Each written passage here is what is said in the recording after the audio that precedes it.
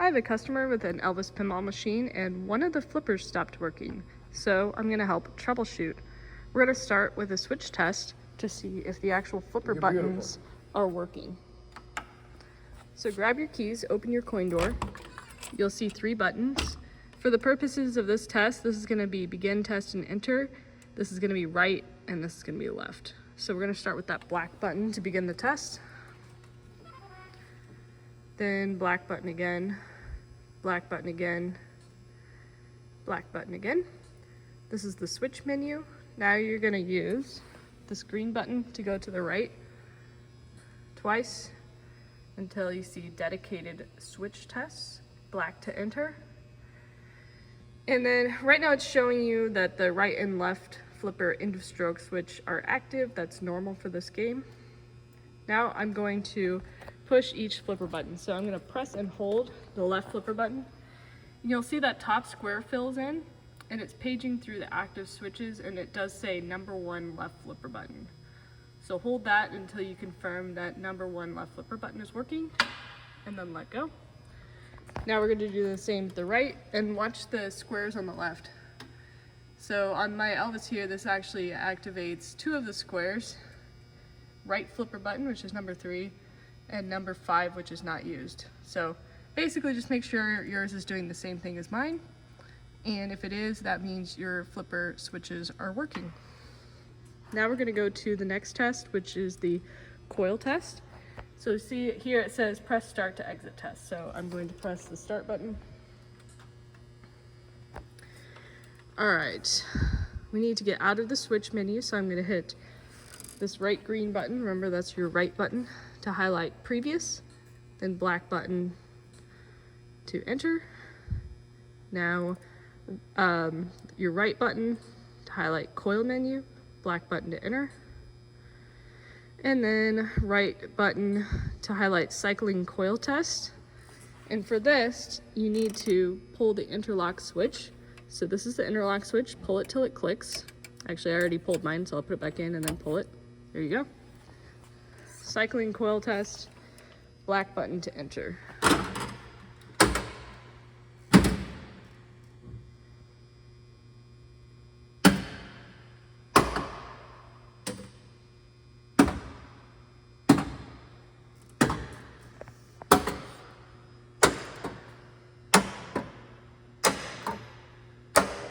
All right, did you see how for number 15 and 16, it flipped each flipper? And this game has 4 flippers total, so it had a test for each one. In this case, I'm not exactly sure which one is not working for the customer. But do the same test that I did and see if they all flip. And if one of them doesn't, then we'll look underneath to see why that might be the case. So from here, I'm going to power the game off. And put my phone on a stand so you can see how I'm going to get into the game. To remove the lockdown bar, there's a yellow lever. Pull it to the left, and then pull the lockdown bar off. Close the coin door and set this aside.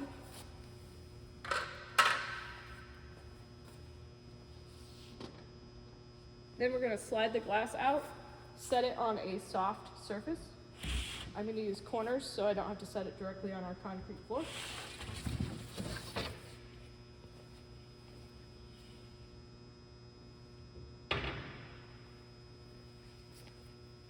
Now you might be able to look at the wires underneath by just opening the coin door and putting your head in, but I'll also show you how to get in there a little further if you need to. If you ever need to tilt the playfield all the way up, you're going to want to take the balls out. So I'll show you how to do that. This is what kicks the balls up. So put your fingers in there just like mine and push up hard. You'll see this game has 4 balls. So do that 4 times. There we go. Now we have the freedom to tilt it up the playfield if we want to, without the balls falling out. I like to put the balls in the lockdown bar so they don't roll away. All right, I'm gonna put my phone back down.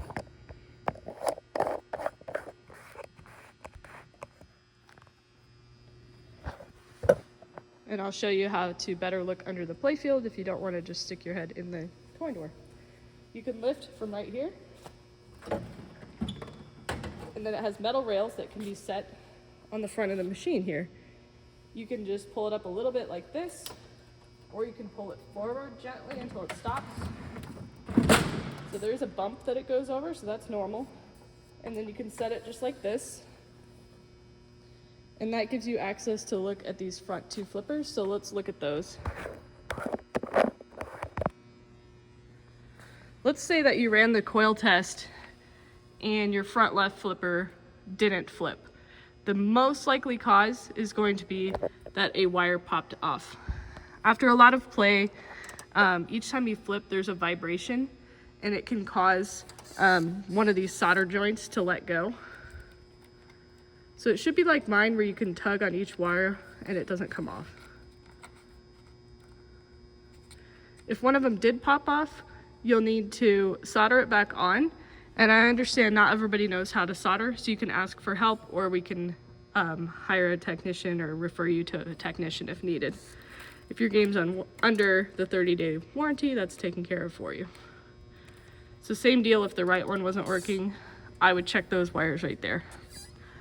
Also, there's an off chance that something actually broke. We usually rebuild our flippers, so it's pretty unlikely, but see if yours looks like mine.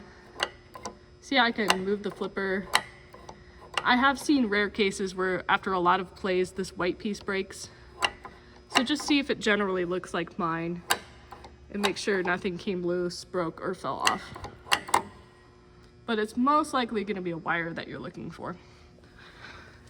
All right, that will probably cover it, but let's look at the upper flippers just in case.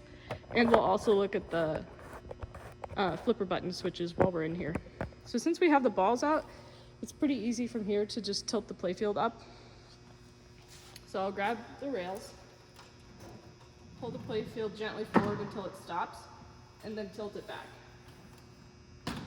And it is made to rest on the back box. Okay, now we can access a little bit more. So from here, you can check your upper flippers. Remember, this game has 4 total flippers. So if one of these isn't working, here's your upper right flipper. Check the wires. Check to make sure nothing looks broken. And then same with your upper left flipper. Check to make sure both wires are there. Check to make sure nothing's broken. And then, let's see, I actually just had one more thought. On this game, this is not true with every pinball machine, but on this era, there is actually a fuse for each flipper. So you can start by just visually looking at the fuses. And let me get, here's the lower left fuse and the lower right fuse is partially obscured, but there's a label. See how there's a label for it? If you suspect a fuse, really the best way to test it is to either pull it out and replace it with one at the same value. So in this case, 3 amp slow ball. Or if you have a multimeter, you can do a continuity test, and I can show you that if you need to. All right, let's look at these flipper button switches while we're in here. So if one of these didn't work in switch test, once again, the most likely thing is that a wire just popped loose. So look at what mine looks like. I have 2 black wires here. I have a little capacitor here, another capacitor here, 2 black wires here. I have, what is that? A gray with maybe a red stripe here. And then there's another gray kind of going to one of the middle lugs here. So just make sure none of those are hanging loose or none of them easily pop off. Looking at this one, a thin gray and a capacitor here, 2 blacks going here, and then the other leg of the capacitor here.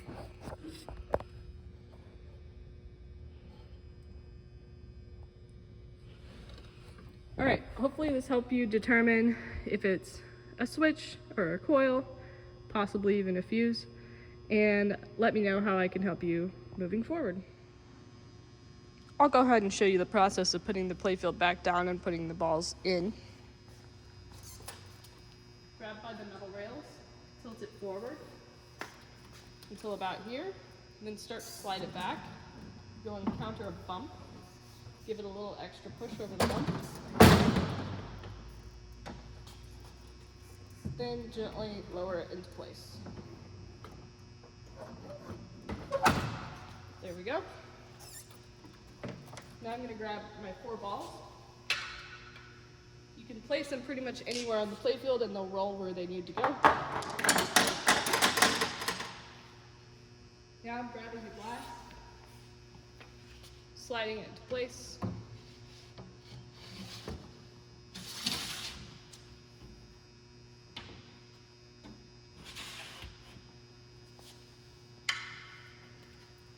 Lockdown bar.